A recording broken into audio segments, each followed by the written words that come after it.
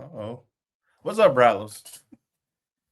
I don't know if we having technical issues or not.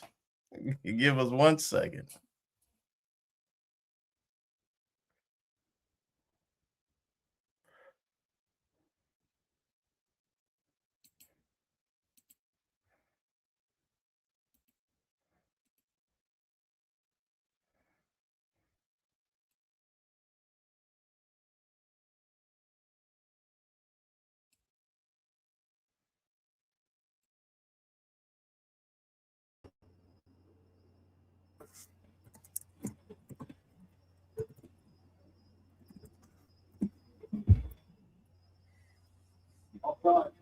Defense, number 17, Bobby Avengers. Make more damage.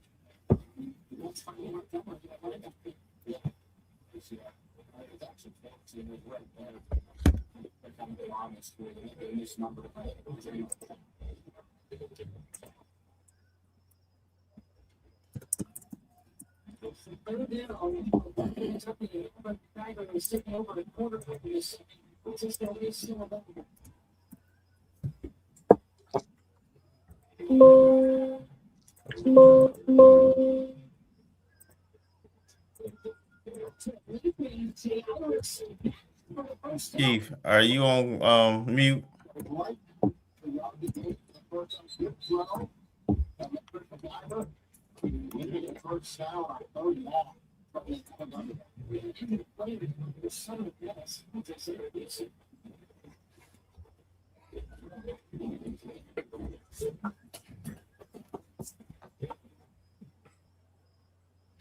Now, y'all do have the lovely Ashley blocked by that QR code, though.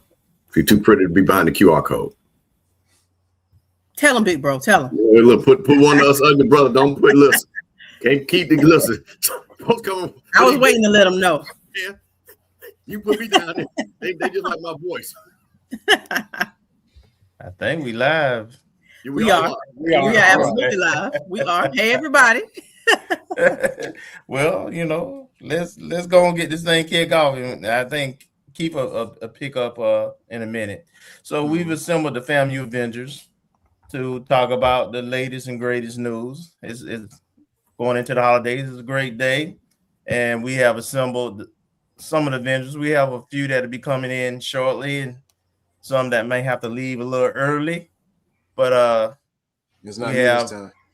We have Troy, we have Marcus, we have Mr. Campbell, and we have Ash at this point.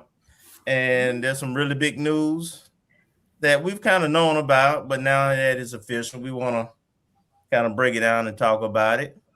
But before we do that, how's everybody doing? I'm doing wonderful. Doing all right. It's close to Christmas. We got us an early gift. Yeah. And we still got Christmas to open up some more gifts. Absolutely. And hey, Kelvin, I got one thing to say. I got one thing to say. Go ahead. At least that meeting this morning is going better than how we started out this evening. that is impressive. That is for sure. That is impressive. Absolutely. We didn't FAMU it up. And I think that's where we need to start, Mr. Campbell. There's been a lot of discussion and a lot of anticipation of this, and it actually happened, and it actually went pretty smoothly. And we're going to get into the contract itself and some of the things that are in there. There was a lot of things about this process for me that was very impressive and unprecedented when it comes to definitely FAMU. And so I think I want to start it off by, getting input from the group. What do you think of the hire and the process of the hire? And Mr. Campbell, we'll let you start that off. Well, for a lot of people, we did a live stream of the meeting, and we do that because I think a lot of people understand the Zoom is not safe. So if you didn't get a chance to see it on the Rocky Miller channel, on the Off Script channel, and the thing about it, I was prepared for us to do the FAMU thing of an hour and a half of everybody second in and third and the fourth in it of everything. So for that meeting to go technically 10 minutes and really only 6 of it was about the coach, I wasn't even prepared to start talking. I was like, oh, wait a minute, I got to get back on and start talking. So the fact that they were able to come in, not have to worry about no second, thirds, or fourths, and to have a good understanding that this was a fair and I want to say this really quickly, because again, I do a lot of contracts. I've had a lot of people look at this contract. This was a very fair contract on both sides. Yeah. And what I will say, and like I said, I'm going to start off with this. Sometimes this is good when you do have a lawyer because it was well written. So for Madam President, Suggs, General Counsel, and I'm pretty sure Coach Gray, his counsel looked at it, that I know bad contracts when I see them. And for the fact that we didn't have anybody questioning why is this and what does this clause mean and things like that, that's a well-written contract. That, man, just the fact that I had to talk for 30 minutes just to talk about how great the contract was made me feel really good compared to, and people know we've streamed those things before. We've had talked about raffle tickets and who was the 18th member and who was this coach and all that. And we didn't have none of that this morning. Amen, brother. I agree with that. Ash, what's your comments on the hire in the process? I'm overjoyed at the hire itself. I think it was at a time like this. I think it is necessary. He's shown who he is as a coach at his level, and we've seen the blueprint of sorts from D2 to D1 level HBCU coaches and coaches in general this level. So I mean, it bodes well for our expectations. But even when it comes to the contract itself, of course, we all took a look prior to today's confirmation of it, and I was elated and amazed and happy to see the additions to the contract, the intentionality. This contract was very intentional. Just like Mr. Campbell says, I deal with a lot of contracts as well. So again, he's 100% right. When something's good, right, and fair, and everybody can win, when things are done right. And to me, it was just fair across the board. It showed intentionality for some spaces that I think the Rattler Nation has mentioned in past times. It shows growth and improvement from what previous things have happened. And that's what you want to always see. I don't care if it's 2025 or 2030. You want to be better than you were the day before. That's just humanistic. So I love what I see because it shows the growth. It shows that we got some lawyers in the room that are on both sides of the coin. Coach Gray got a reasonable contract, a great contract in my opinion, and he was, he's coming in with some things that some other things we didn't do in the past, and I love to see the support that's being added in that manner. Absolutely, Troy. What's your thoughts?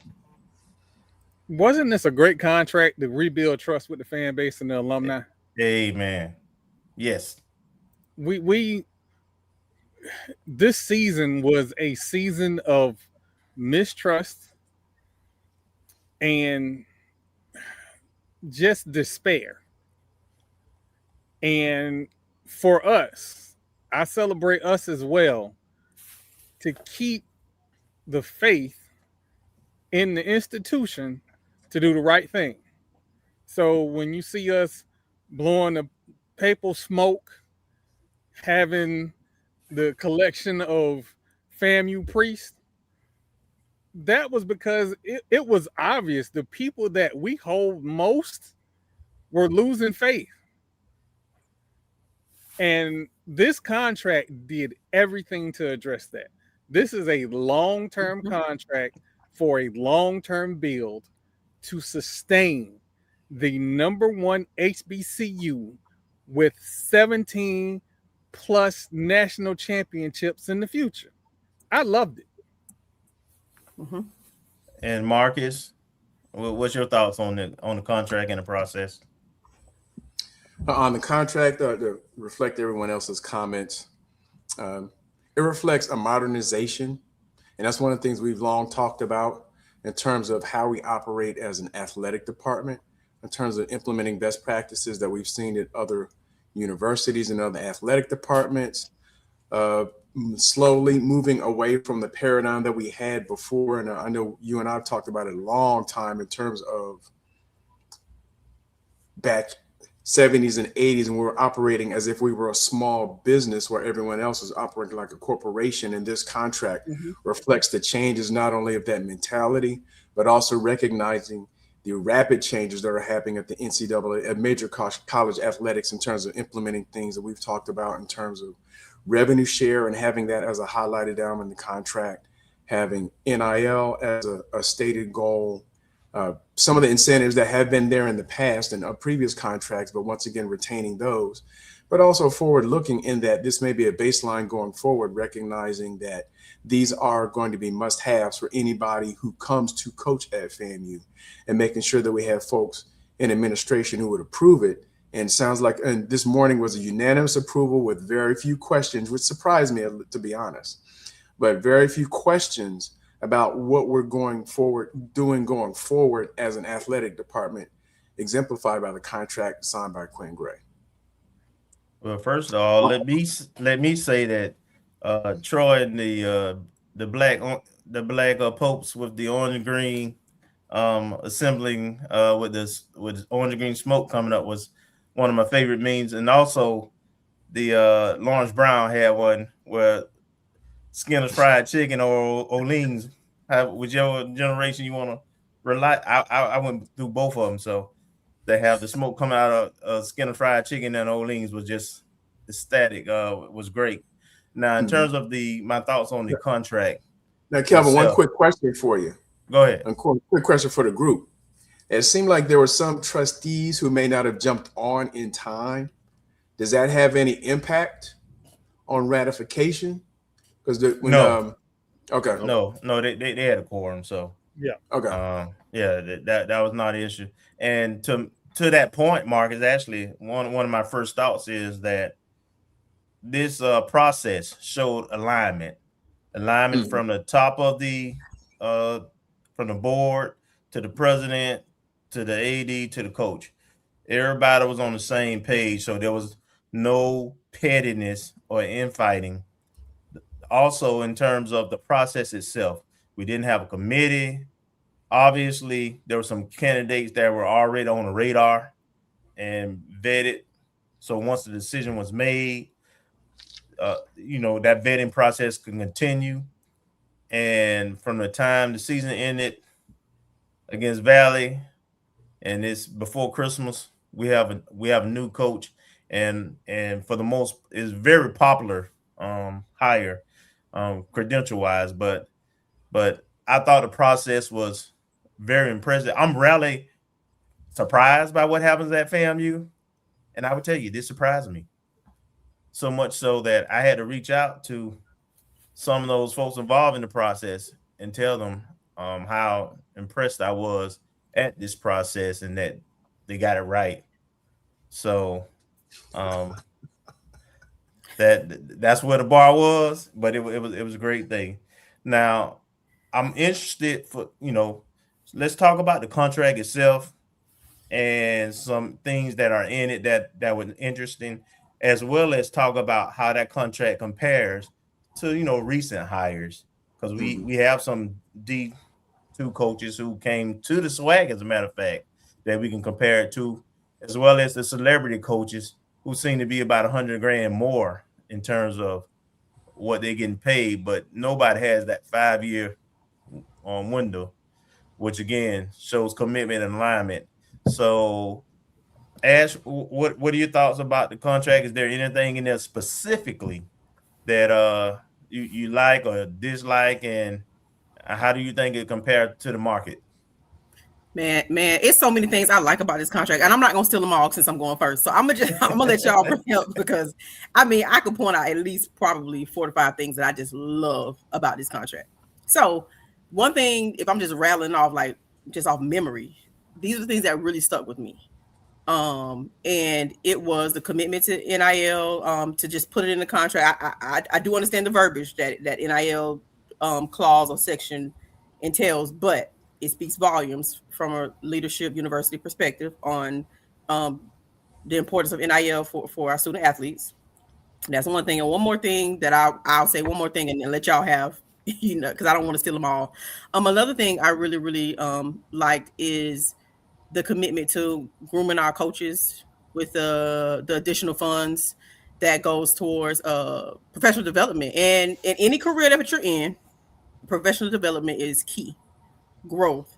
And we see year to year, we've seen it with the SWAC, for example. The SWAC you know, some years you're up, some years you're down, maybe as a conference, I mean. But we have a lot of great coaches that will influx at one time. Pretty much like next year's going to look totally different than last year's competition level from a coaching perspective and players, because coaches bring in the players that they can recruit.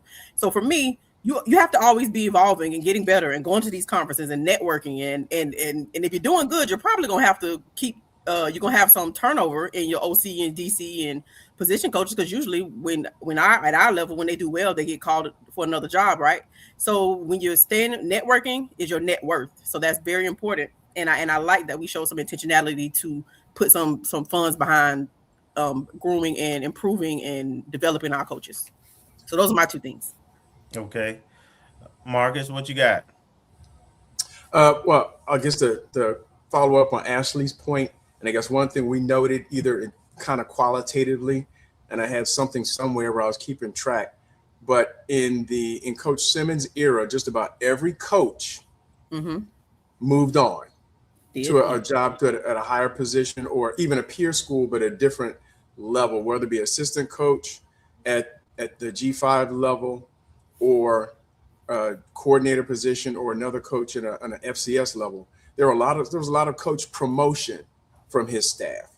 So I believe, once again, that kind of ties into what we've talked about in the past and talked about for a long time in terms of launching pad, because if you get known for developing coaches and producing quality coaches, and also, I don't know, we're celebrating Quinn Gray coming here, but if we develop the mentality and adopt the mentality that you can go anywhere from here, including head coach, that we become an incubator for coaching talent. So I think that's a good start. I guess the other thing that I mentioned was just, I guess I previously mentioned as it relates to some of the other supplemental items within the contract itself that is modern and will position us going forward to make sure that we remain competitive, we don't hit a lull, and a little bit more flexible in terms of being able to attract coaching talent, get player talent, and make sure we retain it.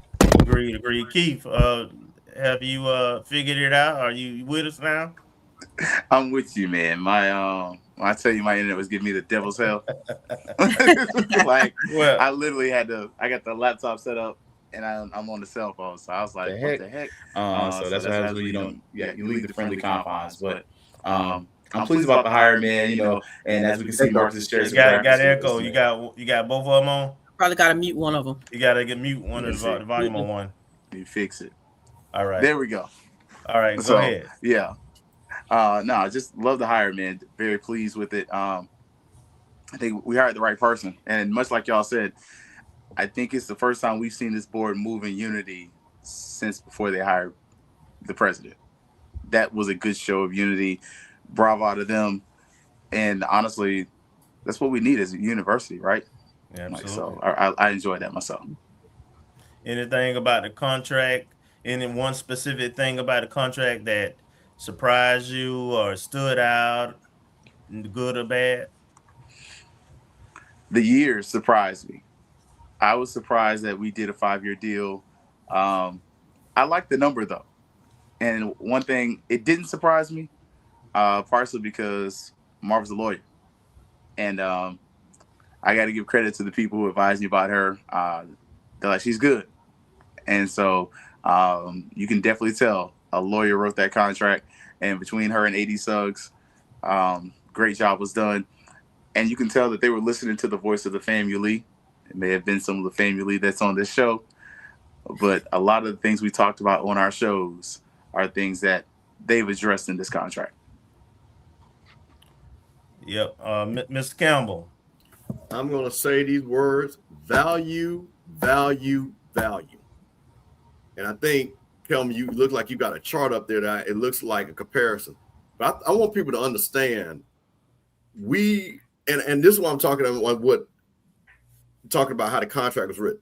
So when you first look at it, you say, well, you look at what Sam Shea got. You look what Chennis Berry got. You look what Gibbs got at North Carolina A&T, which is totally out the norm. Wow. And then you look at Marshall Faulk, and you say, well, he's underpaid.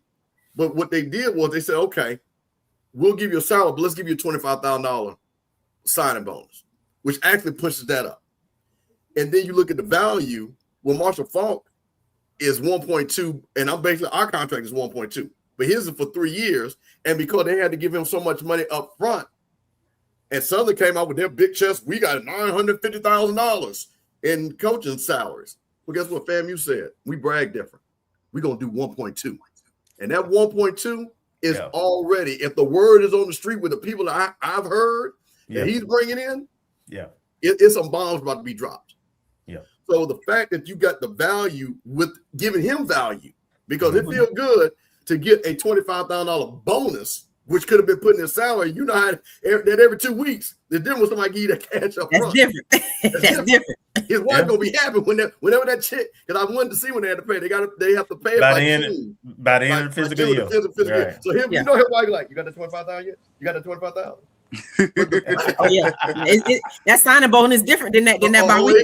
We know in corporate America, you know, it is different. So the fact of the value, and then again the number of coaches, the grad assistants, and special assistant, things like that. So again, when you're talking about, so it's two things that I know, and I guess I can say I know this for a fact.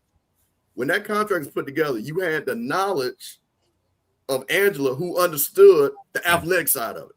Because I think Marcus hit it on the head. And Ashley actually said it. Things that need to be addressed were addressed in the contract. That's because, see, that goes from experience. Now, I've been around this thing long enough to know what people complain about.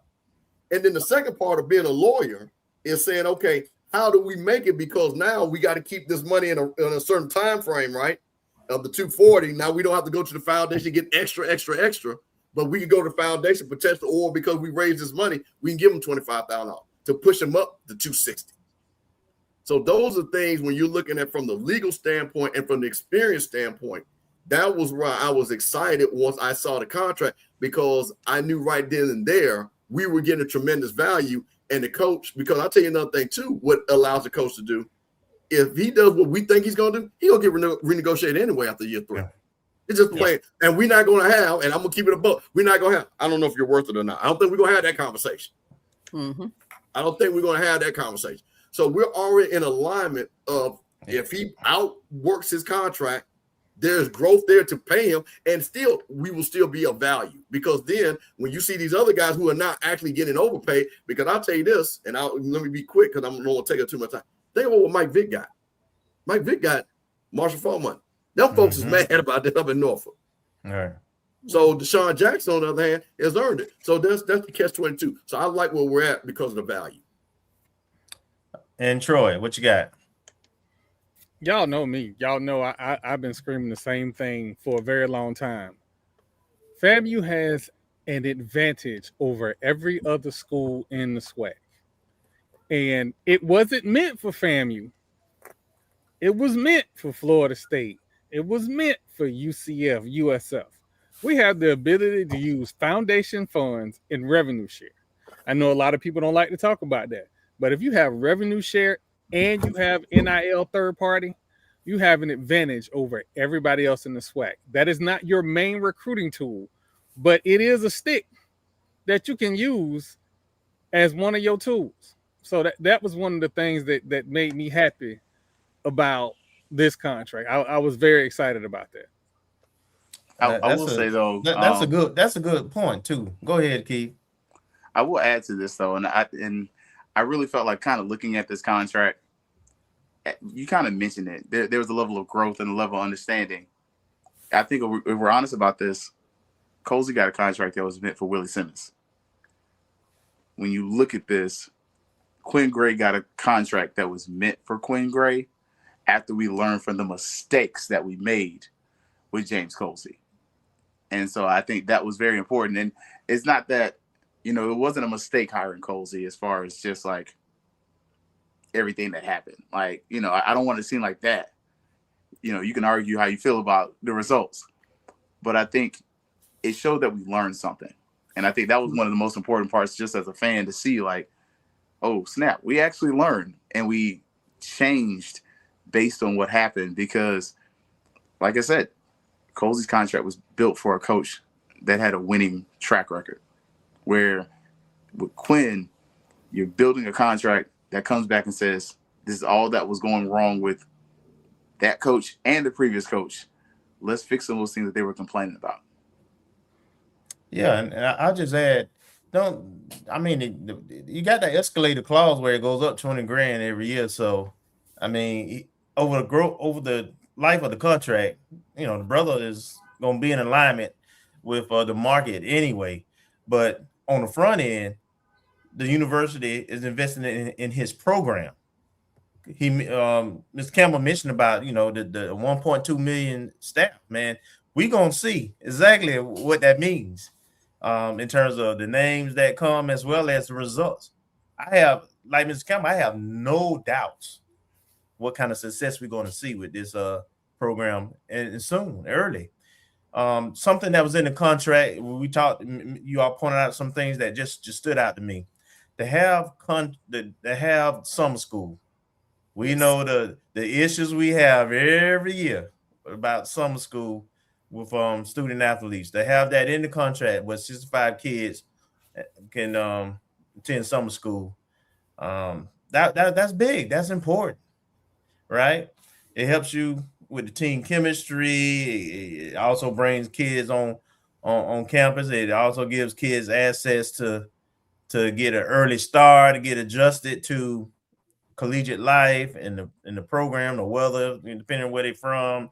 And for those who might need a little extra catch up, it gives them that opportunity. So to have that in the contract was big. Have summer camps in the contract where we can not bring prospective student athletes from the high school level to participate in middle school, frankly, on campus and also generate revenue, but expose them to our culture and to our program. I think it's really going to be big and huge, and have that written into the contract. To everybody's point, it shows that we have vision at the top now that is all in, which leads me to the other part that was so beautiful about this launch. And once everything was approved, we got. And I'm gonna let Ashley start this off because she's probably a little bit more aware and familiar. But we launched a fundraising campaign today, 250 grand, and it's everywhere. And we got the head ball coach, the new head ball coach, already on video and social media with supporting it. So, kind of talk about we had a process. Check, we got the right guy, check, and now we're taking that momentum into the Christmas holidays the same day, and we've got a fundraising initiative specifically for football. So just kind of talk about it, Ash. Well, I mean, to this morning, I was already elated at how well the voting for the approval of the contract went, right? So I'm like, oh, just like everybody else, surprised. Like I expected some level of opposition, even just if it was just like a, hey, what about this? And it was none of that. It went so fast, I was like, wait a minute. Looking around, ain't no way this happened like this. But it did. And it was like, okay, this is real. And then to get on social media and then to put the icing on the cake was the campaign that came behind it. And I honestly been looking at the campaign, like the ticker, like it's growing. It's actively growing. We're building on the excitement that's already there. Oftentimes we've missed excitement. Like there might be an excitement, there might be a pocket here, there might be some situations here, and that's just strictly business and marketing, right? Like which shows another level of growth because intentionality is proactive, and it's just like, hey, there's some excitement here. Let's build on that. So let me tell you how to do this right coming up at this press conference. Let's get these season tickets rolling. Because that's going to be another level of excitement that we'll all have when we see him get up there and give his first speech and do his FAMU baby rattler, alumni rattler, all the things, I'm coming home type speech. Build on the energy. Continue to push the $250K initiative because that $250,000 will work wonders for Coach Quinn and that football program. In more ways than one. It's not necessarily an NIL thing, not necessarily a nutrition thing, not necessarily it could work wonders in multiple ways if we lean in and continue to be all in with Coach Quinn. So I love it. It was just the icing on the cake for me. I mean, after seeing the contract go over as well, you couldn't have made me any more happy, and you actually found a way to make me even more happy by starting rolling out this campaign like clockwork. Agreed. It exceeded my expectations. And for those who may not know, the reason why there's no official press conference, etc., is not only is it going into the holidays, but the university is closed and doesn't open back up until after January. Right. So there'll be a formal introduction and press conference for the new head ball coach. When the we have the university video opens. too. Yeah. Troy, go ahead. I'm gonna let you go next. And are we not happy? Static. Listen, Got y'all my know, egg now. y'all know the fifth district, as I call it, is St. Pete. And I have not had the best relationship with the fifth district. But recently, the fifth district is seeing the light. That don't mean that I ain't gonna cuss him out later on. But as of recently, the fifth district has been doing what is needed. They believe in the new era of college sports, and the fact that there was buy-in from the board of trustees, man, every complaint that I had prior to the Florida Classic, I don't have that complaint no more. That don't mean I don't have complaints, but the specific complaints I had, I don't have those complaints right now. And that's all I can ask. Mr. Campbell? Let me say this. I knew about this, and I know the genesis of it, and I'm going to give it because this is my freshman brother, Marvin Green, was the one that put this together, had this thing ready to go out the gate. And this is what I'm talking about, progression and progress. We've seen all this stuff before, and I'll roll it all the way back to Celebration Bowl. We should have raised $2 million. We should have literally had something like this. Once we won the Celebration Bowl, we did. We didn't have no championship cups, no hats, no shirts, no nothing. No, nothing. They had all that. So the fact that Marvin and the whole team, and this is what I'm saying about collaborating. I talked about this morning during the viewing party. It's about collaboration. There are people that sat down and said, what do we need to do so we can do totally opposite of what we've done before?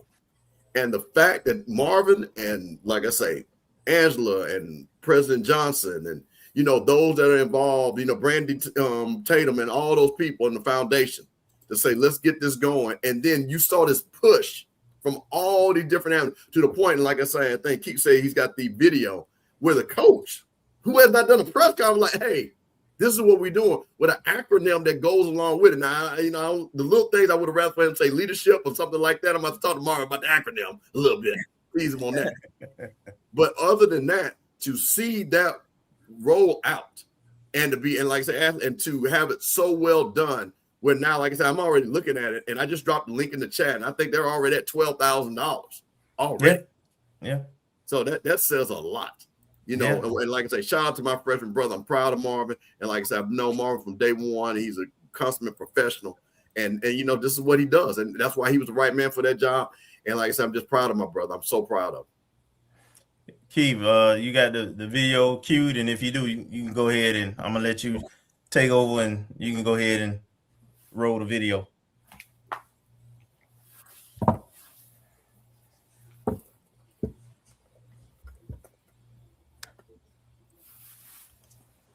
Yeah, give it a second. It's coming up.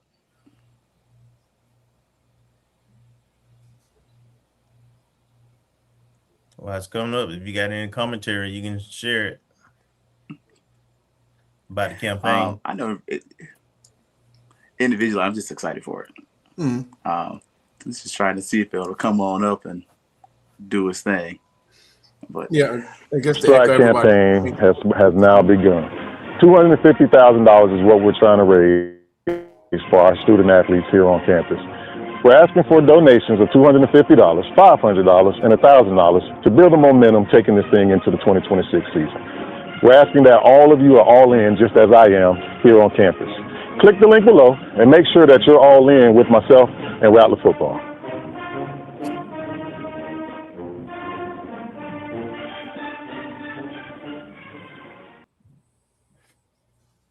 Yeah, I guess my only critique will be, go ahead. give us an MP4 quality. Because that they sent us like a MP3 something, and the MP3 version looks much cleaner. But obviously, you can't run the MP3 on StreamYard and some other services. So send us an MP4 copy. Yeah, for those who may have not gotten the email or seen the video, you can check out, I think, all of our social media pages. We have it there. So make sure we get all in and fully support this campaign. I know I'll be making my contribution. I probably make a couple of contributions between now and the end of next month. So, Marcus, you had something you was getting ready to say? Yeah, I was going to say just the fact that it rolled out. You know, I agree with everyone's point that it shows synergy between all the parties involved, between Angie. Well, I don't know. I guess she's VP. I don't know if she's the title. I know she's special assistant to the president. I don't know if it's a VP, but between special assistant to the president. That's the actual title. Special assistant to the president. I mean, I know she's not VP, but I didn't know if that was a VP level. Yeah. I want to make sure I address her properly. But between her, Marvin, and also the fact that this video, what it speaks to me, not only taking advantage of the moment, but also speaks to the relationship between all the people involved, because I have no doubt, whether it's spoken or not, somehow Vaughn was involved. I mean, you have people who are all FAMUans who are all integrated, and I don't necessarily know that if it was someone who was outside of and not a beloved son coming back as coach, that you would have all this synergy behind the scenes. So as soon as the Zoom as soon as the closed meeting on the Zoom happened this morning, boom, you got a press release. A few minutes later, you got the campaign, and all of that speaks to the alignment not only of the administration, but the relationships behind the scenes and the long-term relationships behind everyone involved to getting it done. I mean, it's within minutes. And I don't think if there was someone who would have been outside of Quinn Gray or someone who's coming back to FAMU as a Rattler, I don't know if that alignment would have been shown if we would have had things turned around. And it also, once again, speaks to the point of what we did not do or what we didn't have ready right after the Celebration Bowl. So once again, we had at least enough institutional knowledge there to make sure we're taking advantage of the moment and didn't wait a prolonged amount of time to build on the excitement.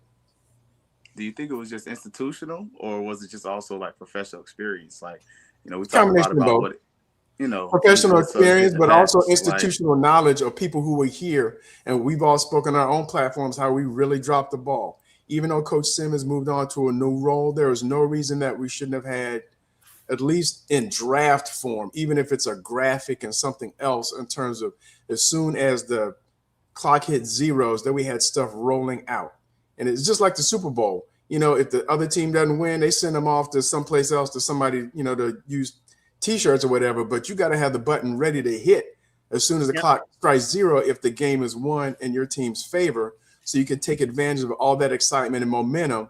And there would have been a big hit with Coach Simmons leaving, but you would have had paraphernalia, you would have had different things. And we even spoke to, you know, a couple people behind the scenes who had some graphics ready and things that we wanted to submit to the department for approval for like a championship design logo, and things just wallowed.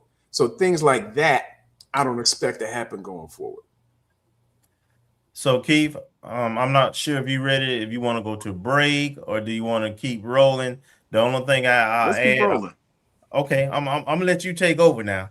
I just jumped in because we had that false start at the beginning. Technical difficulties. We got a flag. We got a flag. That was the closest I came down. That's how close y'all saw the Howard football game. Yeah, I was back there. So I know Mr. Campbell's got to run pretty soon, but yeah. So the next question I want to pitch this one question I think is appropriate, and the audience probably want to hear it too. What makes this hire the right hire in your opinion? What is it that you like about this hire specifically? And I'm gonna let Mr. Campbell start that question off. Well, I think, and we talked about this. I have the fortunate job to be able to talk to a lot of coaches, and you can literally look at the Celebration Bowl to show you why this could be a potentially awesome hire. coming from that same conference. You're talking, well, of course, T-Jack comes from Valdosta State, but you're looking at people that are battle tested. Yeah. That understand what it means to build a program. And I'm talking about building a program with less. So that's another thing too. That is very hard to do. So you got to really micromanage that. The second part, which I think is great, is that Quinn Gray understands FAMU, and he was a star. He wasn't the guy in the background. So when we're talking about teams that won playoff games that nobody has done since the FAMU Rattlers, when you talk about national championships, so he understands both sides of that. So for people to come in and him to able to communicate, which I think, again, if you haven't seen the interview that we did with him, again, HBCU Coach's Corner, an effective communicator also. Yeah. That's the thing about, so that's the reason why I'm excited, because again, there were celebrities I know we were talking to and things like that. But here's the great thing about this, and I'm going to say this again. We're raising money, and he's not a celebrity, but he's a celebrity for FAMU. And that, to me, gives us an advantage where we ain't got to give 30% away, 40% away, 20% away. It's all going to come in-house because he understands that the money he helps raise is going to help FAMU. Well said. Keith, why is this the right hire? I'm gonna bounce back a little bit to the not a celebrity guy. Quinn played with the Jacksonville Jaguars. He played in NFL Europe. Like, that matters. Like, one of the big things we keep hearing about when people talk about Ed Reed and all these other guys are their connections. It's, even though the ownership has changed, right? We've seen where the Jaguars made a purposeful choice to try to bring back former Jaguars, and he was there during one of their heydays. That matters to me. He was at FAMU during our heyday. He helped bring Albany State back. So he's the right hire because, as mentioned, he understands the culture. His family's already here. But he's also a son of FAMU, and he's a native son of FAMU, not a prodigal son. Stop calling him prodigal son. He did nothing wrong. Say that for the people that didn't go to church in the back, okay? I'm going to say this. I'm sorry I got to get on the soapbox. Stop doing that. That let me know you have no clue and that you never read the Bible. He did not lose his inheritance. He did not come back in shame. He's coming back triumphant. No. Okay? Thank you. Jesus. I'm sorry. So, that was one of my pet peeves. I mean, that's why he's the native son. And he's reinvigorated the fan base. Like, the alumni base are excited. Yeah. I mean, I went by campus and it was empty. But you can tell just from listening to the conversations of, when the street committee's talking in the background, they're excited. You're hearing people say, hey, let's get this season ticket drive going. Let's try to get people excited about buying these tickets. There's energy back in the program. And you wouldn't think we just had a losing record. Very true. Marcus? Yeah, I'm going to start off with we're going from Willie Simmons visor. Marcus with the props? I know y'all got Marcus in on this now. Oh, goodness. To the quarter zip. Did he freeze? I think so. He might have froze. He could. They shut him down when he's about to show the quarter zip. Even the computer was surprised that he had props, right? Right. All right, Troy, go ahead and jump in there. So after the rumor started, it was a lot of talk about we should pick this person or that person, go get the Ibis, never an Ibis. But this hire addresses everything. He is a championship. I'm sorry, I said that wrong. He is a HBCU national championship coach who improved his team year over year. Yeah. He was competitive in the NCAA Division II playoffs. This is everything you could ask for. This is a gift horse. And he's an alum. You can't.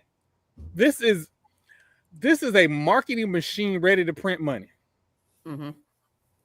So this was an active alumni, not just alumni. He's active. Even better. So I get why everybody was going to those games at Albany State. I get it, and I was pleasantly excited during that period, but I also was trying to maintain focus because I know we had other stuff going on, but we knew this who was going to be. Like, I'm not going to play with y'all. We knew this who was going to be. We might have had some little fluctuations in spirit, but we knew who this was going to be. Yeah, and I'm just going to mention, I did go back and look at the preseason review we did with the Avengers, as well as the week before the Albany State game. I believe Keith was on that episode with us because I believe Marcus was out. And I think Mr. Campbell told you about the 220 Club and what the Albany State game was going to be and what it would mean. I didn't tell him, didn't he? There was some smoke. There was some smoke. And then, you know, I also, you know, on both shows, but particularly the show before the Albany State game, said it wasn't going to be a blowout. I think I predicted 28-21 score, something like that. And that in Quinn's mind, he was auditioning. Now, in Quinn's mind, he's just a competitor. He was coaching his team. But everybody understood that if he looked like they end up looking and had the season that they had, his name was going to come up in any possible scenario. Now, what makes him the right hire for me? It's a lot of things, but just the list for me is everybody talk about experience. Head high school coach for at least 7 to 10 years at 2 different high schools, one in Jacksonville, one here in Tallahassee. Offense coordinator, QB coach, both in the MEAC and the SWAC at FAMU, and then at Alcorn, quarterback coach at the Group of 5 level with Memphis. People forget, they talk about the Jaguar, but they forget about the championship he won as a quarterback in NFL. What was it, Europe? Is what they call it? Mm-hmm. So, yep. Along with his accolades as a player at FAMU, so he's had successful experience, not just experience. And then him, of course, being from this area, you know, when we recruit, we're gonna have to recruit South Georgia, North Florida, locally. So he checks every box possible. And then, as I believe it was Troy who linked it, the whole connection with the alumni base. I mean, everybody's happy. You can see it in what people are trying to do in terms of giving money. And I'm telling you, when you hear the staff, when he started announcing his staff, you know, it's going to be a lot of rattlers who go over the top.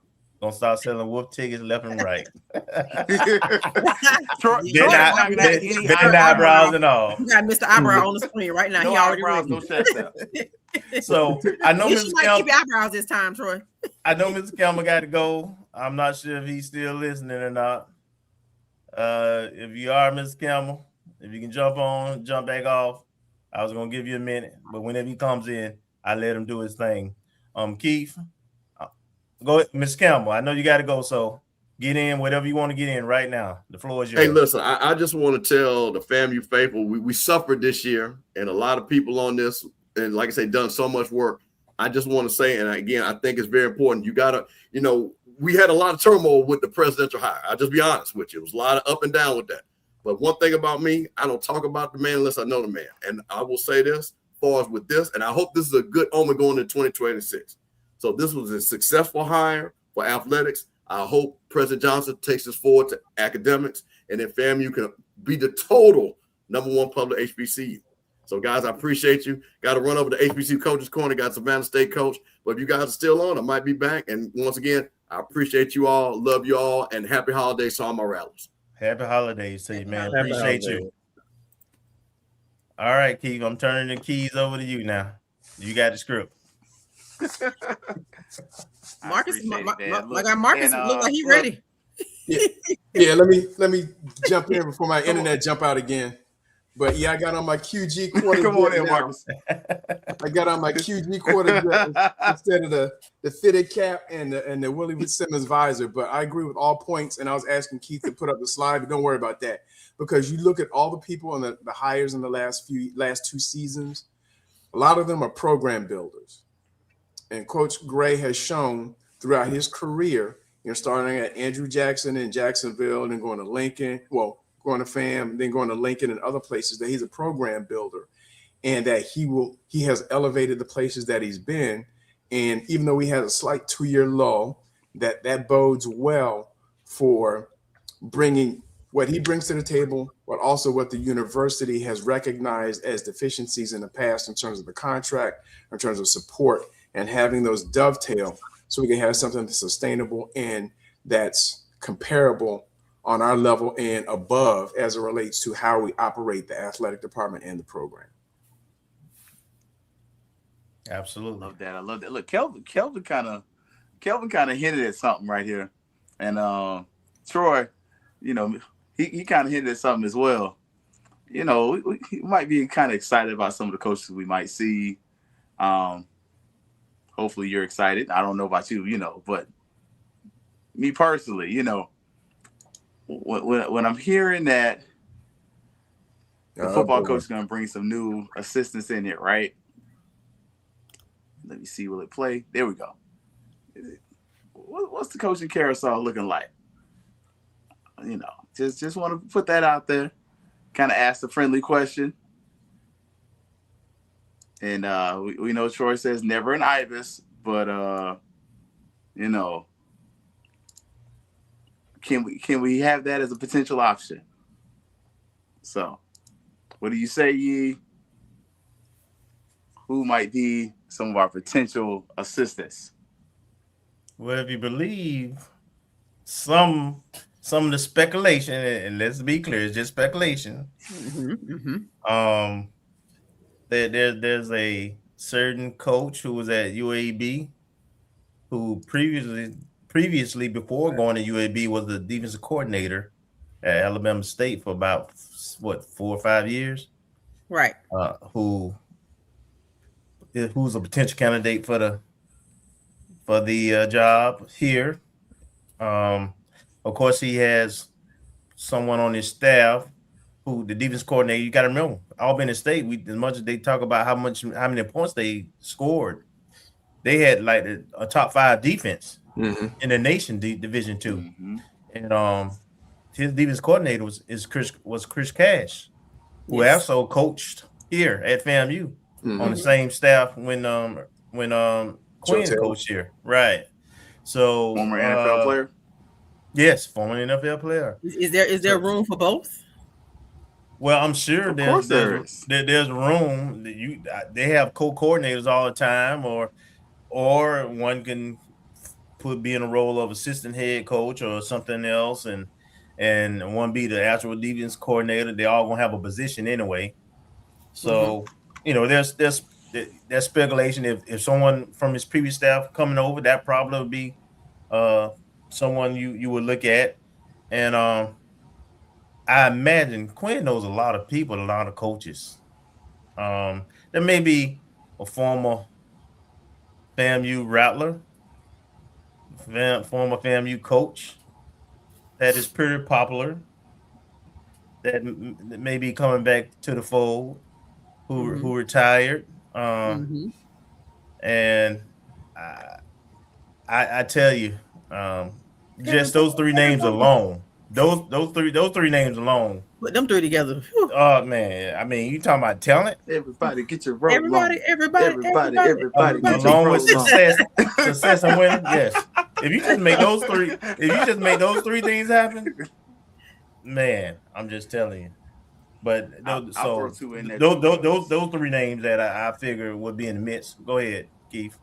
I would love to have Lincoln High School, class 2003. NFL player Antonio Cromartie. I would love for him to come back. I think he would be a good coach, at least for the secondary. It's a good way for him to cut his teeth, right? We saw he coached the Texas A&M under Jimbo Fisher. He's kind of out there. He's a name, local guy, understands the local talent. I would also love for him to potentially bring it. Pat Watkins was on the staff before when we made that Celebration Bowl role. That's another name. Let's not forget about guys like Jaquay Nunnally as well, receiver. He's also, coaching high school, South Florida roots. So just kind of looking around, seeing some of those names. Those are some of the things I would love to see. And honestly, I like the idea of maybe keeping Coach Burris on the staff. I think as much as we talk about the Celebration Bowl year, I think the year before, FAMU's offense actually probably looked a little bit better because you started to kind of realize Musa had a quarterback coach and an offensive coordinator. And it just seemed like the quarterbacks developed a little bit better when they had a head coach and a quarterback coach that could just focus on doing their thing. There's a couple of local folks who coach and were superb athletes that are here too. Might as well throw it since we just throwing names against the wall. You got Crow here, Antonio Cromartie is around and available and wants to coach actually. He does. Very passionately. Yes. Yes. And then you have and he has a son across the street. Yeah. Then you have Ron Dugans who sat out this year with a long coaching tree. That's someone who may or may not would be in the hat. Anybody got any other names? I know Kelvin Elliott. While his coaching tree may not be as extensive as some of the names being named, but he's put himself out there and said he's interested in coming back, and that's some more of that Rattler blood, that dog that he just has naturally in him. That might be, and I'm not saying necessarily for a wide receiver coach, but it's some role that could be beneficial. He's young enough. If we look at the landscape of college football and sports, but really football, like it's moving towards younger coaches. There was a time when you had to be 45, seemed like 50. You couldn't be 30 coaching. You couldn't be 29 coaching. You couldn't be 35. And if you were probably working your way up. So I think that bringing some of that young blood in who loves FAMU as much as Coach Quinn and all the others do, who had some professional experience as well. Like Kelvin Elliott has put his name out there and had as an interest level. And all these again are just disclaimer. These are all speculation and interest level speaking. But he's interested, and I don't know. Maybe there's a space for him somewhere in Fieldhouse. If I remember correctly, I think he was when he came on our show. He mentioned it. I think he was helping or coaching at like West Boca. Yeah, he's done some high school coaching, and right. I believe he was also the team mentor, like on previous player. I don't know the exact role, but he did have a role. And maybe I got Jordan J. Peeps is on now. He can confirm. When he was on this show, Kevin Elliott mentioned that he had a role previously with FAMU football. I can't remember. It wasn't in a coaching capacity, but it was more like a advisory capacity. Yeah, kind of like, hey, let's it was something of the nature. So he's not foreign to it at all, for sure. And one other thing, I did see a tweet today from the Evans High School account in Orlando. It said they mentioned there are 3 former FAMU players, and they support this hire. So I don't know, and it'll be interesting to see if there's any angling going on behind the scenes. But one other name, I know Keith mentioned Jacquay Nunnally. One other name that I think would be interesting would be his head coach, Tyron Johnson, who was the AD at Norland and went back into the head coaching role this year. So he's been in Norland like 3 or 4 years, and he's been around the circuit in the Miami area. So I don't know to what degree, if any, he would be interested in that role. But now we start to see, some of the Billy Joe era Rattlers who may be in the coaching realm and looking at either moving on or helping us build it back up that may be in that mix. So it'll be interesting to see who comes out. And also of note, during the interim before it's actually announced and everything today, and I was sharing this with Keith, or maybe it was with Kelvin, that there's like 3 or 4 offers of kids from Broward over that interim period. At least 3 kids, maybe 4 from Archbishop McCarthy that were offered last week or so. So that Broward connection, even during that interim period, my suspicion is just that, there were some things going on behind the scenes there. And there was a kid from, I believe he's at Norland now, but may have been previously at Miami Central. And Keith helped me dig that one out in terms of another offer of a player. So there's been some things going on in the background in terms of offers that would lend itself to what we see today, but also taking advantage of previous connections. And there's I'll tell you all in the back channels. I'm not gonna call his name, but there is a high school level coach who has shown, who does have some interest on the defensive side of the ball, of coming over and actually kind of had some in during Willie Simmons' time was around the program, but on the defensive side of the ball, Tallahassee, and would it has some interest, but I want to protect until we get these things. So I was gonna talk to y'all about it anyway, but there's some interest, and you want to get those guys that have that high school pipeline, that have that I mean, we know Coach Quinn and his guys have that Florida pipeline, but high school matters as well as of course portal. But I'll have to say it in the back channel so it don't go too far. Okay, all right. Well, let Keith, let JP jump in since he just came up, and what we talked about, what we covered so far, JP, was the process, the whole process of the hire, the contract, and why Quinn is the right hire. So if you want to jump in and kind of address all those things, go have at it. Well, first thing I want to say is happy holidays to all 5 of you. Hopefully everybody in the comment section, hopefully everybody's having a wonderful holiday and everything. Sorry I'm late. I had what's up, man?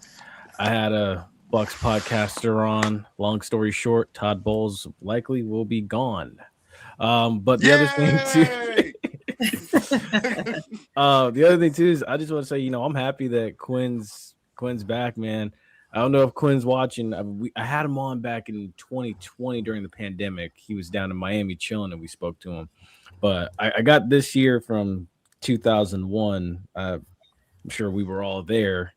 It's crazy how you have a full circle moment with life and everything. It's crazy I still have this. But yeah, I'm excited, man. I saw Evans High School, they mentioned it because I know Chad mentioned on the Rattler Roundup how, he's coaching there and everything. And I was like, it's good to establish the relationships with these high schools. I think that Quinn should also tap in with, Keir Hall and try to establish a relationship at UGalley, continue to tap in all over the state. I mentioned it to Mr. Campbell earlier today when he was on Off Script Show, start back, winning, Broward, West Palm, Dade, Hillsborough, go into Polk. I'm forever saying, go win Polk County. That's been a stronghold for the Gators for so long, but why you got to say it right now. You got to say it right. Polk. Yeah. Now that case silent. It's Polk County. I say Grady Judd's County. That's what I used to say. But yeah, I like the entire hire. I like what he is going to bring to the staff. What he's going to bring to the program. He's going to bring a lot of support. We have to back him. I will also say, and just throw this out there, Mitch, I don't know who's in charge of Mitchell and Ness, but I feel like we need to do something to get in touch with them and sell his old school jerseys in whatever color it is, whichever one's popular, whether it's orange, green, or white. Sell those jerseys in the bookstore and in Tallahassee Mall, Governor Square, malls in Jacksonville. Sell those old school 2001 jerseys. Sell them, and then hey, a portion of it goes back to him, a portion of it goes back to directly to football, because people will buy it. Because I'm someone, I'll buy it. Look, yep. I'm just saying, that's my take of it. Yeah, I love that you mentioned Evans though, because that's a school that if you can win at Evans, you can do a lot. And it's not saying it's not that it's a bad program. It's just a program that is often overlooked in Orange County. So normally everybody goes to Jones or you go to Edgewater. But in the past 3 years, quietly, Evans has become one of the better programs in Orlando. VM Matt, he likes it. He's a fan of it. He's very happy. Because he remembers when Quinn was playing for the Jaguars. So I'm also happy about it too. Yeah, and I've been seeing he's got a lot of the Jacksonville backing, the Jaguars faithful. Mm-hmm. Oh yeah, it matters. It does. Like you can't just throw any NFL coach at FAMU. Mm-hmm. And we did make an offer today. You guys probably saw that to a linebacker at Worth County, which just won the Class A Div 1 state title in Georgia. Right. And he's a defensive player. He's an all-region defensive player of the year, and he transferred last year. I want to say 2020. I guess this was his first year. He came from Colquitt County.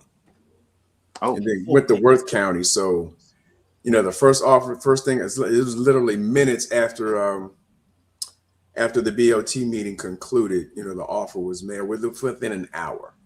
So it'll be interesting to see how things progress as it relates to his connections in South Georgia and down in Broward County. And like I said before, I suspect that some of those offers for Archbishop McCarthy, who made, I think they made the regional final. So they made it to the third round in Class 4A. These are for 2027 players. But, now that he's actually officially in the mix, and there was a player from his team who had put out an offer, I want to say over the weekend, and I don't know if it got yanked. He said, hey, because it said, I just had a conversation with Coach Q Gray, and it was before he signed the contract. So I don't know if it got yanked because he said, hey, man, whatever. That's my speculation. But he was a transfer DB who made all SIAC this year. So we'll start to see some of that trickle through. And South Georgia is really important. That's the one area I think we really dropped the ball on. And there's great football there. So I was ecstatic to see. I reposted on purpose, hoping that someone saw it. And I don't know if it had anything to do with it, but I was glad that we offered the Thomas County Central quarterback. We offered him in May. We offered him back in, We offered him in May, and we offered like at least 4 of their players. Of course, the running back is going to Wake Forest. But there's another linebacker who goes about 6'2", 210, who's a Tally native, transferred from Florida High, and he made second team all region this year.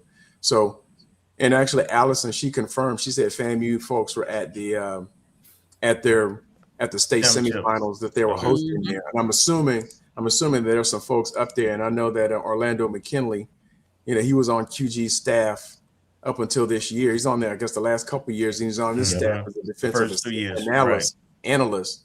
So we'll see how things progress with that. But I think he was up at some of the state finals as well. And we do have at least 4, I want to say 3 or 4 players. Excuse me, you had 4 players who were in state finals, and 3 of them won. And the only one who didn't, 3 of our 4 commitments that we had were in state finals. 3 of them won, and the only one that didn't win was the offensive lineman from Miami Northwestern. So, it was either Northwestern or Rain. So somebody had to lose. But 3 out of our 4 commitments won state titles. So TJ Cole with Reigns, Iggy Zalatia at just the South Florida kid. Yeah, it just went out of my mind. Not McCarthy. It's one of the Catholic It's not Chaminade or something like that. Chaminade Madonna? No, it wasn't Chaminade Madonna. It was something like that. Oh, that's one school we need to hit too.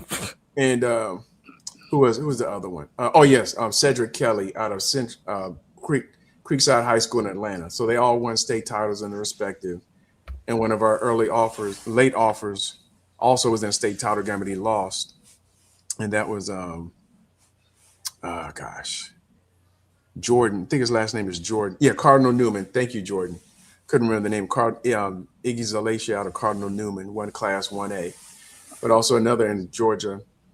They lost the Class A private. He lost in the finals, but he's another offensive lineman that we offered. So we got some talent that have been offered and verbally commits. Interested to see, what transgressed, how things progress with the verbal commitments and whether they're fitting in line with where he wants to go in terms of the team makeup, and hopefully it will be. That's what's up, man. Well, let's take a break real quick. We're going to come back, wrap it up, and we're going to kind of get y'all perspective. Give y'all a few minutes to think about, now you got a new coach. What do you think the new result's going to be? Any new changes? Too early to tell. How many games you think we're going to win? how many times is Troy got to shave his eyebrows. We're gonna do that after this Oh break. my gosh, we don't even know the schedule yet. This is Brian Fulford. AD Drew and I are co-hosts of the BCSN Sports Wrap. We talk about all things related to HBCU athletics. From the games, teams, coaches, and fan interest stories, we cover it all. You can find our shows on Facebook at BCSN Sports Wrap, YouTube at MyJBN Online, and everywhere you listen to podcasts like Anchor, Spotify, Google, and Apple Podcasts. You can also find the show on the Jericho Broadcast Network's app. Make sure to download. We look forward to you joining the conversation and being a part of the show. From cancer care to accidental injuries to cardiac care, we all know that there are times that you can't control what happens in your life. But with Globe Life Family Heritage, you can be prepared to weather the storm when it comes.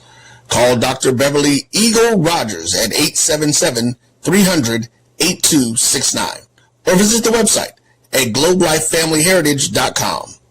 With over 25 years of serving communities, Dr. Beverly Eagles Rogers is here to help you and your family through difficult times. Dr. Beverly takes pride in Globe Life being one of the few companies that returns 100% of premiums to clients that stay healthy. So for more information, call Dr. Beverly Eagle Rogers at 877-300-8269 or visit the website at globelifefamilyheritage.com. Into these colleges, and we have to fund our kids in these colleges, and we have to make sure our kids have seats in these colleges. Now, what about HBCUs? You mentioned absolutely. You got to fund them all, and you got to make sure they're properly funded. You know, the real reason why I went after Comcast and Charter, it didn't have anything to do with my cable networks. It didn't. What happened was a gentleman wanted to do the Black College Sports Network in partnership with the HBCUs. And Comcast did not accept it. And that would have made a lot of money for these black colleges. Absolutely. And it would have educated the Black College Sports Network. This is what he wanted to do. That would have educated a lot of black kids. And when they didn't do that, that's when I came off the bench and said, okay, I'm going to light you up like a Christmas tree. Okay. That was the real reason why I got into it, was when I saw what happened with the Black College Sports Network, which I don't own. I just knew. Why didn't you buy it? I just knew. I just knew that these black. I like that talk. All right. I knew that these black colleges were going to benefit, and these black kids were going to get the education that they deserved and not have to pay. There's a shot. To right. Right field. Grand slam. What a shot. That's how you get hot, young fella. Thank you, guys, for what you do for HBCU athletics. This is a fantastic avenue for all of us. This is our ESPN, so we love what you guys do. All you guys at BCSN, we really appreciate what it is that you guys do for us. For over 30 years, HBCU Image has been more.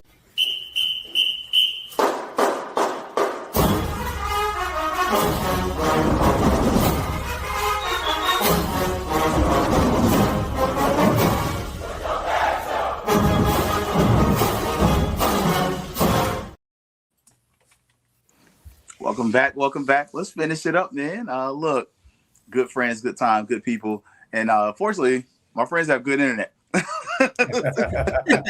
Because I tell you what, boy, we almost had a custom fit today. But you got a new coach. It's a new beginning. It's a new day on the highest of Seven Hills. The return of the native son. Oh, I mean, he's really a South Florida native, but he graduated from FAMU. So at this point, cut us some slack, right? Y'all excited? You know, Marcus a little excited about this recruiting. And how y'all feeling about next season, though? You know, what kind of excitement? You know, we got season tickets to maybe buy, lies to tell. You know, who we gonna beat by 40? Like, how y'all feeling about next season because of the new regime? Let me start off by saying there's a lot of things that we got to see through. All right, we got off to a great start. We got the right person who knows the culture. We got some great things in terms of the contract. In the contract, we got this fundraiser happening. In between now and then, he's got to fill out his staff, and recruit some of the players back who were trying to get in the portal, along with get his players in, and the university itself, we're in alignment. We got to stay in alignment. We got to raise these funds. Those things in the contract, we got to make sure the funds are there when they're due. Summer school, I'm thinking about specifically. We don't need no hiccups when summer school happens. We don't need no hiccups when his signing bonus is due. And all those things, all those incentives, we got to have the money there. So, Rally Nation, we got to do our part. That being said, I anticipate all that to happen. That being said, I think he's going to put together a phenomenal staff. I think he's going to have a FBS level recruiting class. He went 20-4 in 3 seasons in his SIAC. Like versus like, 20-4, including going to the championship game in season 1. All right, and for those who don't know, out of conference, he played Valdosta State, who had Tremaine Jackson, and barely lost. That particular game was a close game. And Wingate, who was another school in North Carolina, PWI, that went to the playoffs. So judging by what he did in year 1 there, along with this is home, he's going to have the support. He's ready for this moment. I think the potential is there to have especially when you see what's happening in the SWAC East and who's in the portal and coordinators may be moving. And I think the opportunity that presented itself to Tremaine Jackson because of timing on the west side this past season, will present itself to the Rattlers. So I'm expecting a successful season. I'm expecting 8 to 9 wins, as the floor. So, and regardless of what we expect, what I love about the hires, I know QG expected. I know QG not only expected, he knows that Rally Nation expected. And so the standard is the standard. I ain't got to say that. I know he gets it. And he's faced adversity, right? He's faced adversity as a coach and as a player. I mean, the championship run, a lot of Rally Nation still ain't forgave him. so I'm still mad about that, brother. I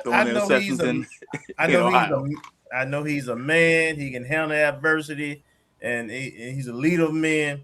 And so I'm ecstatic, man. And expectations are going to be high. Point blank.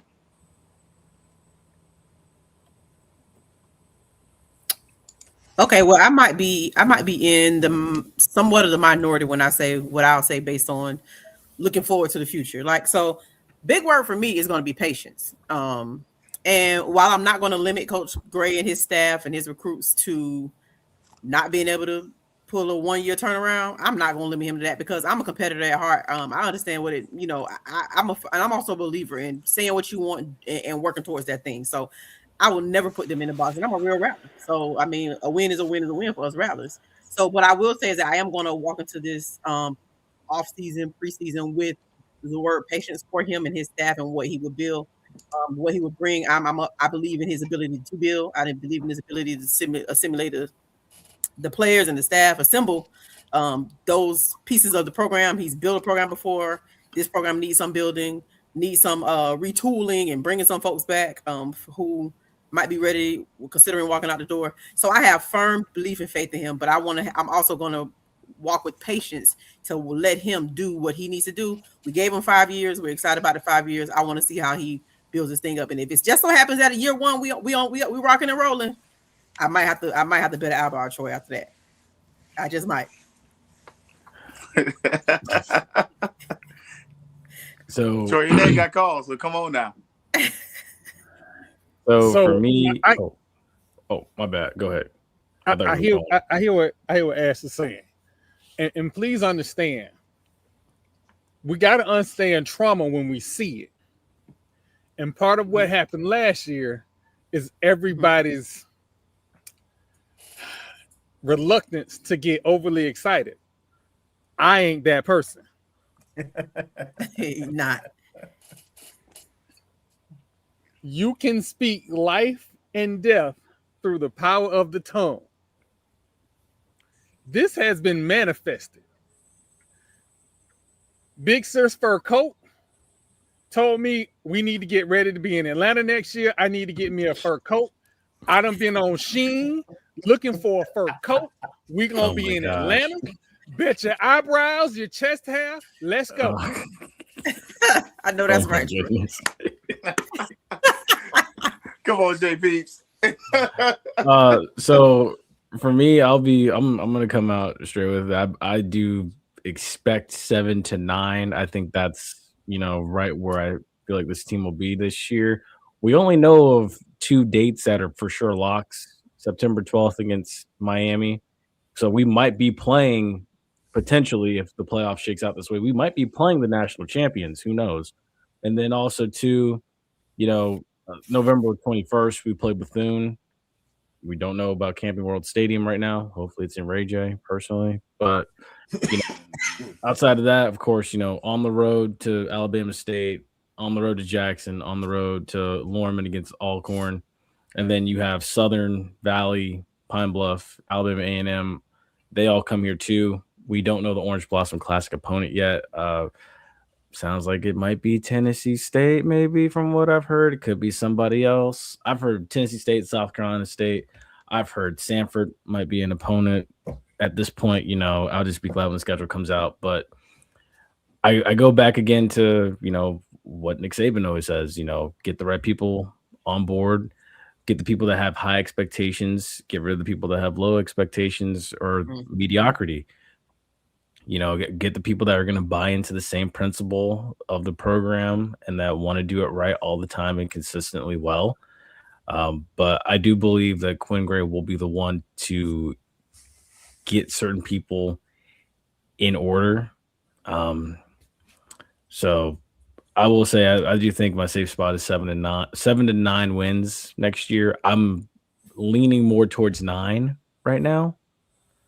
But who knows? We'll see. You never know. You could be hosting a SWAC championship. Never know. Hey, nobody expected Tremaine to be there. That's right. You're right about that. My girl Tashay couldn't be here tonight. I'm in camp 7 wins myself. Oh. So I think 7 wins is kind of the standard.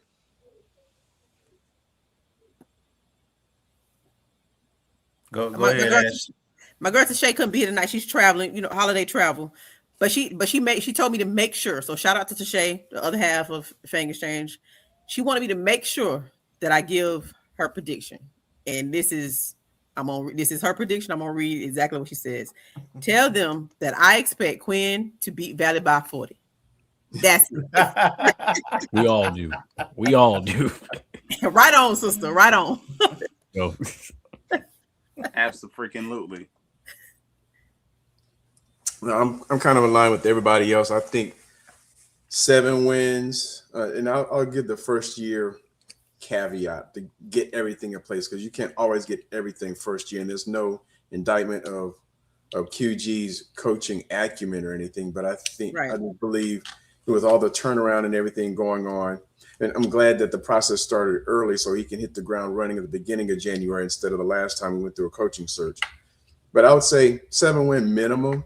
And I guess more importantly would be improved, if not improved playmaking and decision-making, if not outright wins against the ones that really caused us issues this year, being Jackson State, Alabama State, and Valley. Those things cannot Why happen. do we have to name Valley? That is crazy.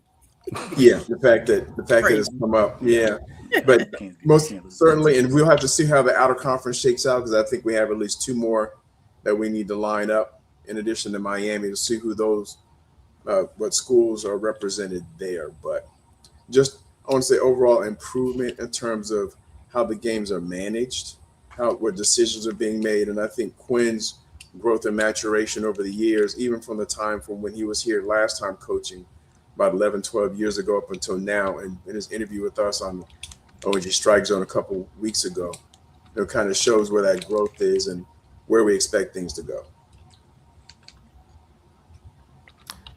EA, no, there's 12 games. 12 games was approved for FCS indefinitely. So every year you can schedule 12. Mm-hmm. Mm-hmm. Mm-hmm.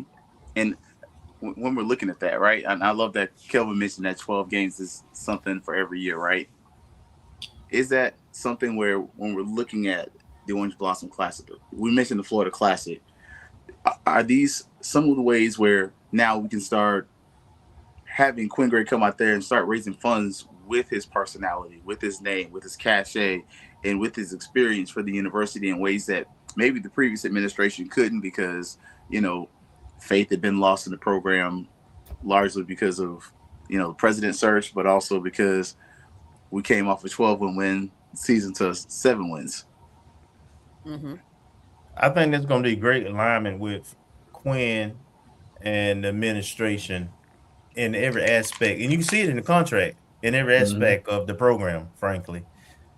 For people who may not know, when Quinn was at Lincoln High School, we installed a turf field at FAMU, and we had spring jamboree and fall jamboree at Bragg Stadium that brought all the schools. In spring, it brought all the schools from like Madison County through Wakulla to East Gaston. Everybody had a jamboree and at the stadium over what was it, a 2-day period, I think it was. So that's the kind of relationship he has with the high school coaches and talent. That also brought funds to the athletic department because they paid for the rental of the stadium and some other amenities.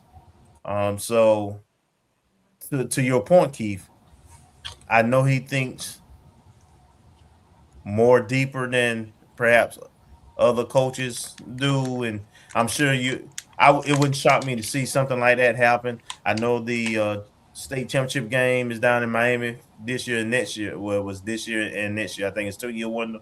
Then it's supposed to come back. I think Central Florida and then back to North Florida. I wouldn't be surprised to see it come back to Bragg whenever it comes back this way. I'm excited about that. I'm excited about the alignment and the synergy between the coach, the administration, and the board we have. We just have to keep that momentum going. Yep, and that's how you win championships. To be honest, you always hear it across the board in college sports. If you can, like sometimes you get your one-offs where you just have a great coach and a great team, but that alignment from top to bottom, from the university president to the ADs to the special assistants to the coach to the coaching staff, all the way down, and everybody's in alignment. That's championship level energy and effort that that bodes well. Watch the Rattler F Club too. Watch the former athletes, football specifically. I've seen in some of their groups and some of their chatter, and they're extremely all in on this hire also, and so expect them to be more active in sending their recruits to the Hill, contributing financially more than what they have in the past, and being present. Being at the stadium, in the stadium, because they believe in and they understand that the person leading the program went through the same blood, sweat, and tears that they did, and won a lot, and always has been a son of the university and a great representative, great person too. We talk about all the accolades as a coach and as a player. But Quinn is a great person, yes, with a great family. So he represents everything you want in someone leading your team. I'm excited for the spring game, man. I can't wait. I'm excited to see what this team is gonna look like. I wish they could play tomorrow. Got to get some players first. That's true too. That's true too. That's how antsy I am. I'm just ready. And you kind of hinted at it earlier. Yeah, it'll be here soon enough. Yeah. How many of this roster that is in the transfer portal do you think is going to come back next year? I think that's to be determined. It depends on the coaches coming in, the style of play, what kind of, frankly, evaluation they have on the kids. And I'm not talking it so much on the field. I think some of the challenges are going to be were you a good teammate? Yeah. Were you disciplined? Did you put in the work? Quinn is a very disciplined guy. Yeah. Yes. And those guys who try to get over on talent, they're not gonna be invited back. And I'll tell you, even if they had talent, you know. Yep. And what I'll say is that I've had personal conversations with a few of those individuals, and of course the conversation is spot on what Kelvin said. Like the coach has the, it was announced today. What's his philosophy? How do they fit in on both sides, on the field, off the field? So those are the conversations that are being had as we speak. But I've had conversations, and I understand the sentiment of those individuals that got in the portal. And obviously, we all know the sentiment. As coaching changes will push most people to consider that. I do know a lot of the players who haven't necessarily announced any type of portal departures. They've been all waiting to see how this all played out, and now we see. And I've seen a lot of them show excitement. So I think the ones who are exploring the portal and fit for the scheme and the locker room teammate style that Quinn has will be able to come back, and we have a chance. Just know that we do have a chance. We just have to, things just have to align, and we can't speak for Coach Quinn. We have to let him decide what that means. Yeah. And I think like certain guys like, oh my gosh, Jamal Haley. And I feel like before I throw a computer, right? Come on, JPs. Oh, well, I was just gonna say, guys like Jamal Haley, Ace Cobb. I do remember hearing like Ace Cobb was somebody that he did want Quinn Gray to get this job. He wanted to play for him. So I mean, I'm excited to see like what he can be at his fullest potential. I feel like his hand injury kind of hampered him early in the year. Then he started to come on slowly at the end. So I'm curious and excited to see what he's able to do with like, another offseason to rehab his hand back to full strength and then be able to contribute in this offense like he's really capable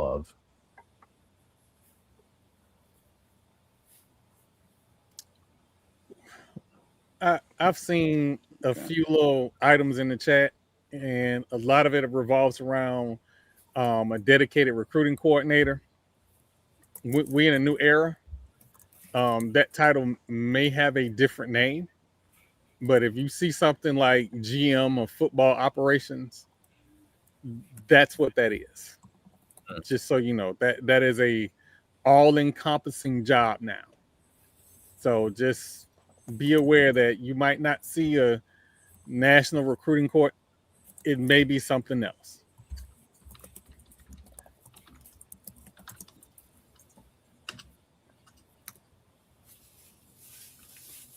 I agree. Yeah, I'm hopeful for some of that myself, man. Not gonna lie with y'all on that. So, as we get ready, right? We're a few months away. A couple of coaching moves that need to happen. Recruiting needs to happen. Rattler Nation's excited. Asking everybody to make some donations here, right? Let's have everybody give your closing thoughts so we can close it out and everybody can get ready to start making their Christmas food.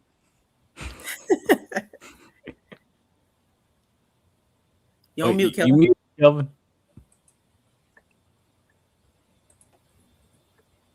Yeah, you must have been reading my mind, man. Ashley, I got to do almost all the cooking for Christmas, so that's exactly what's on. I got to finish all this prep tonight.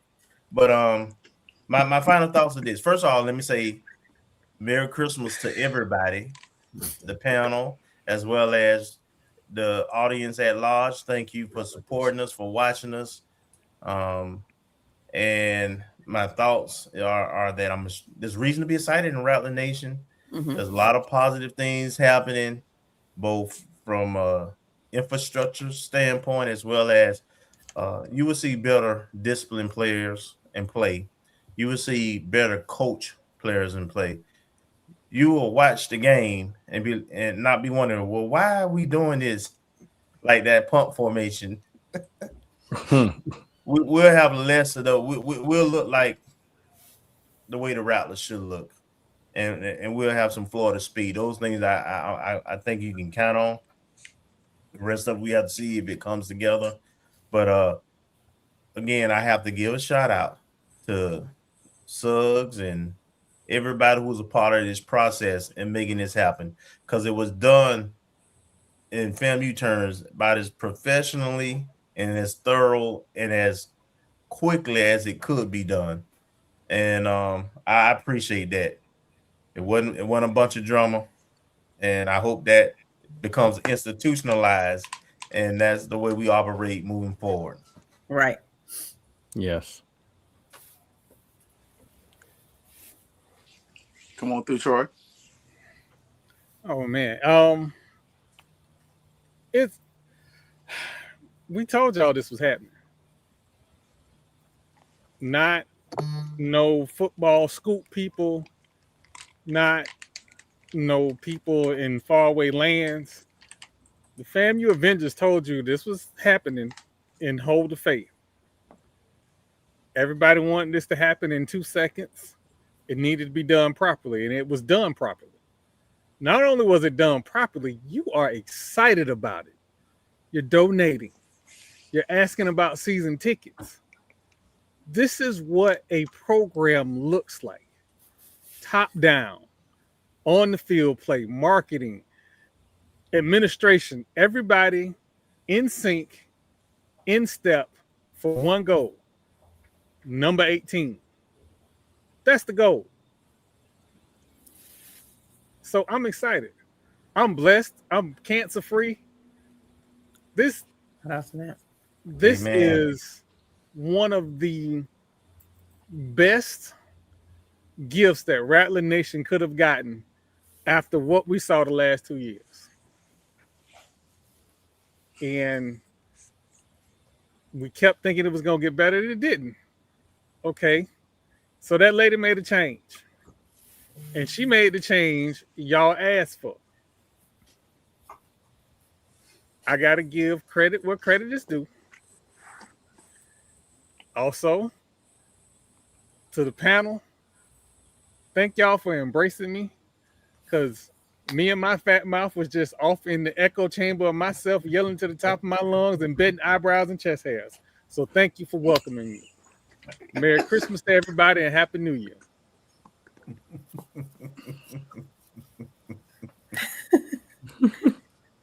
We love you, Troy. Good. Come on through, J Peeps. Well, first thing I want to say is before I do tomorrow, I get started on like making brisket for Christmas. I know it's gonna be different. We're doing like a full-on smoked brisket instead of like turkey. But tonight we watch Christmas Family Vacation and eat ice cream. Yes, Troy knows what I'm talking about. Yes. But you know, all in all, I mean, I will say, you know, I do think that we made the right hire here. He's going to get the support that he needs. I'm already excited because I'm going to renew these season tickets for sure. I look forward to being down in Miami, Orange Blossom Classic. I'm looking forward to, you know, making a trip up for the spring game and seeing that as well. You know, I'm just excited overall. We have been saying this since what? Alabama State game? Probably Jackson State game, probably. I'm amazed that it came to fruition, and can't wait to see how it all plays out. You know, we're gonna have to give him time with this 5-year deal. You know, again, year one may not be pretty. Then again, year one, they may come out looking like geez, which one was it? They may come out looking like the 2001 Patriots. Who knows? So we'll see what happens. But yeah, I'm looking forward to it, man. I can't wait. You know, like I said, I wish they could line it up and play tomorrow, but I know you got to get players in, got to recruit, got to do what you do. But yeah, I'm excited.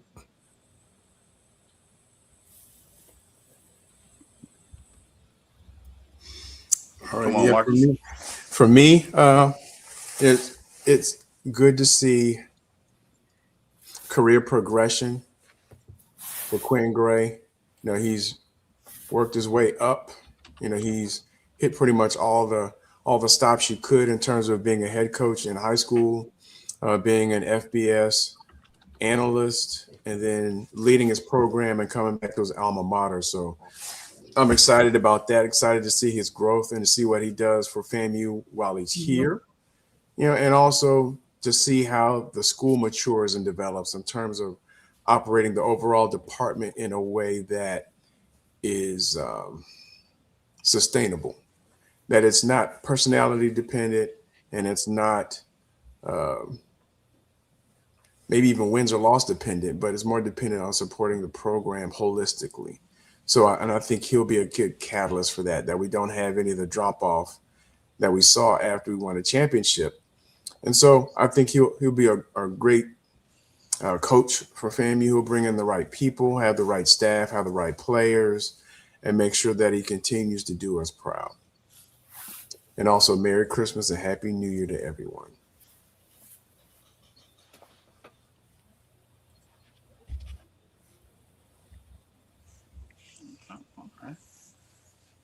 I'll go before Kelvin, since split up the ONG a little bit. For Brian, I'm definitely gonna say Merry Christmas, Happy Holidays, everyone.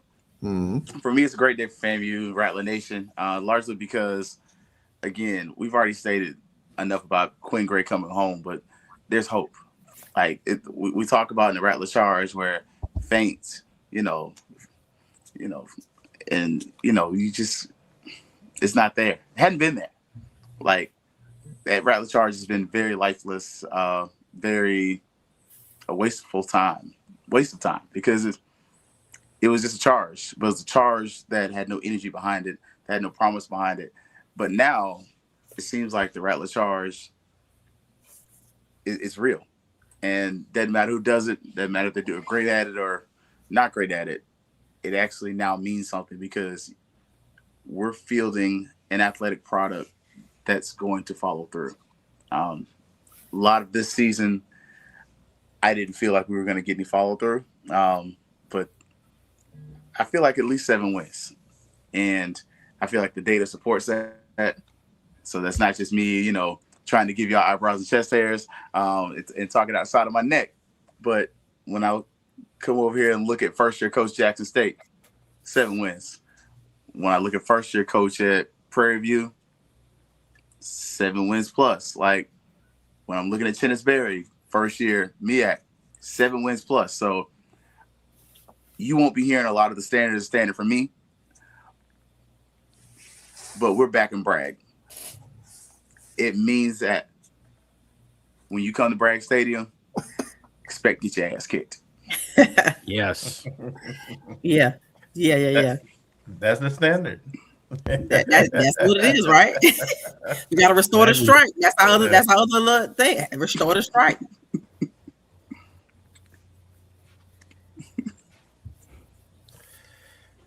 All right. Well, I mean, I think I started off, Keith. Just thank everybody for watching the ONG and all of our platforms and supporting this collaborative show. And again, as we say, we'll continue to do some of this as things dictate. Also, we're putting together our guest lists for upcoming shows and going into the new year. And that'll be, and so we'll just stay tuned. Whether we do a show next Wednesday night, I'm not sure yet. But we'll let you know on social media. But I know that first Wednesday in January, make sure you be there because we should have a pretty loaded lineup for that show. But thank you. Please share our shows, and continue to support us. And if you have any ideas, things you like, you don't like, or guests you would like to see us bring on, please email us at ONG StrikeZone.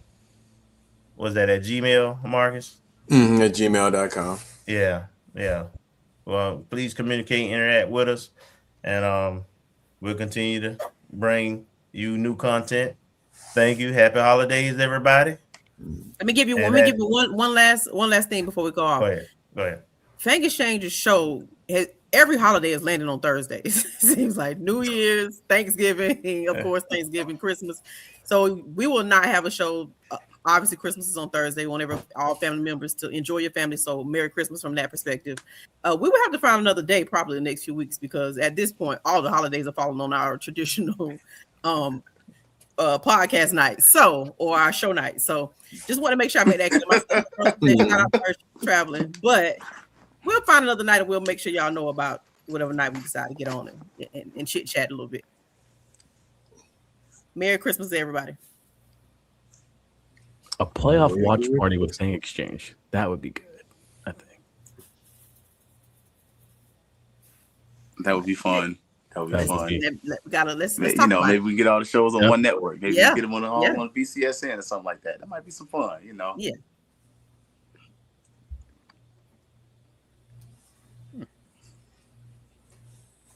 All right. I think everybody went, right? Mm-hmm. Yep. Everybody's been good to go, man. So for everybody, the Avengers, and of course, y'all know Nick Fury can't be here. So for Brian Fulford and everybody here, we definitely want to say thank you again. And we're looking forward for next season. So when we hear spring game, I'm just saying, are the Avengers going to reassemble for the spring game? Oh, you know it. I mean, we're reassembling. I mean, we can reassemble for the recruiting class if you want to. Yeah, for real. Yeah, when the schedule drops, I've already talked to Brian about that. So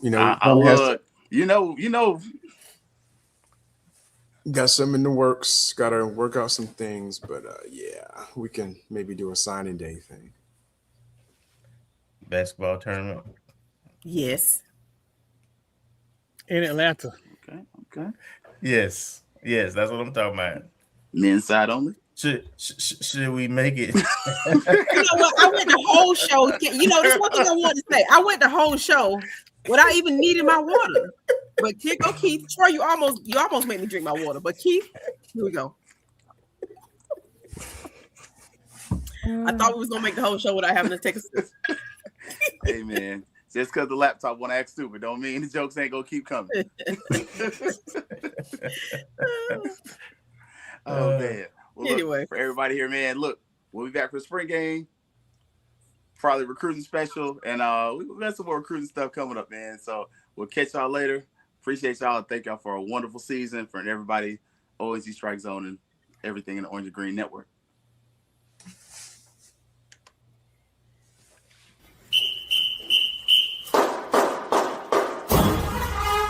Oh,